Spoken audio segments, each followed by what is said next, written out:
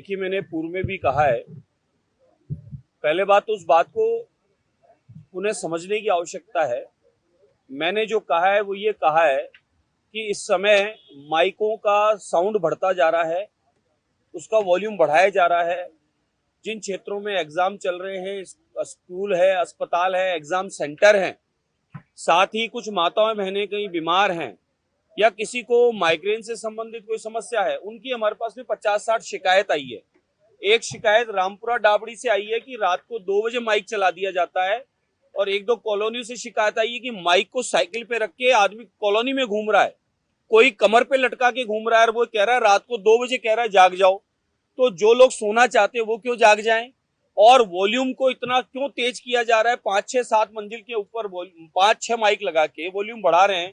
भोंपू इतना लंबा पहले कर दिया, फिर उससे भोंपू से कनेक्शन करके और कॉलोनी में मकानों पे लगा रहे हैं, सरकारी विद्युत पोल पे लगा रहे हैं, और कोई अन्य कोई बिल्डिंग है सार्वजनिक उस पे लगा रहे हैं। तो कहने का तात्पर्य यह था कि एक तो वॉल्यूम की कोर्ट के आदेश है, वॉल्यूम कितना होना चाहिए, एक तो वो मापदंड पे वॉल्यूम रखा जाए माइक का, और दूसरा ये कि जो रात को 2 बजे चलाते हैं उससे लोगों को आपत्ति है। सुबह 5 बजे का है तो ठीक है, लेकिन 2 बजे जग जाओ, 2 बजे क्यों जाग जाओ? इसलिए ये आपत्तियां आई। तो हमने कहा है कि वॉल्यूम सरकार के मापदंड नियम जो है, कानून के नियम है, कोर्ट का आदेश है, उसको पालन करे। हम यूपी की तरह, एमपी की तरह नहीं कह रहे कि माइक को समेट के घर रख दो। यूपी एमपी में तो माइक को समेट दिया गया है और समेट के रख दिया गया है।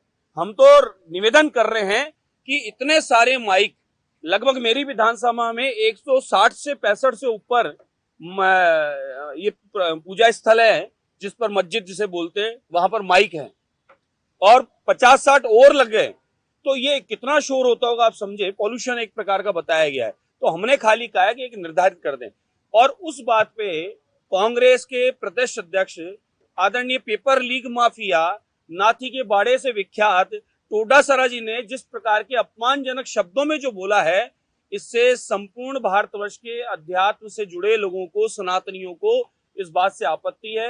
मुझे भी आपत्ति है। मुझे भी इस बात का दुख हुआ कि उन्होंने गलत बोला। ऐसे व्यक्ति को माफी मांगनी चाहिए और दोबारा ऐसे शब्द न बोलें, ये ध्यान रखे।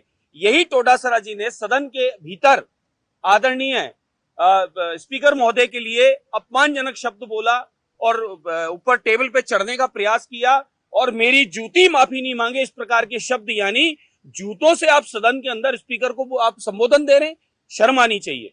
उसके बाद दूसरी बार फिर ये, यानी ऐसे शब्द बोलने का इनका स्वभाव है, चाल चरित्र है, और कांग्रेस की रीति नीति है, और सनातन विरोधी हैं, ये हम सबको पता है। इनके पूर्वजों का इतिहास देख लो। गौ माता के लिए संत दिल्ली में बैठे थे, उनका अधिकार था आंदोलन करना, गौ हत्या को बचाने के लिए। इन्होंने गोलियां चलवाई संतों के ऊपर। इन लोगों ने राम मंदिर नहीं बन पाए, उसके लिए लगातार ये लोग विरोध में खड़े रहे, मंदिर बनना नहीं चाहिए। ये वही लोग हैं सनातन को कीड़ा मकोड़ा डेंगू कहने वाले।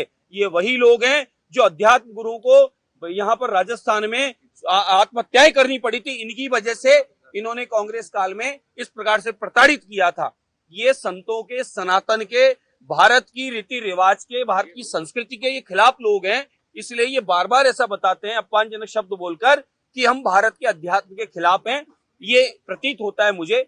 इसलिए पूरे राजस्थान में, एमपी में, हरियाणा में, जहां जहां से मेरे पास सोशल मीडिया के द्वारा सूचना आई है, वीडियो आए हैं, पत्र पत्रिकाओं के माध्यम से सूचना आई है कि पूरे भारतवर्ष में जगह जगह टोडासरा के कांग्रेस के खिलाफ धरने प्रदर्शन लोग कर रहे हैं। वो इसलिए कर रहे हैं कि इन्होंने अपमानजनक शब्द एक अध्यात्मिक व्यक्तित्व को कहा, तो ये माने पूरे अध्यात्म का, सनातन का और भारत के संतों का अपमान किया है। इसलिए मैं कड़े शब्दों में निंदा करता हूं और टोडासरा को माफी मांगनी पड़ेगी।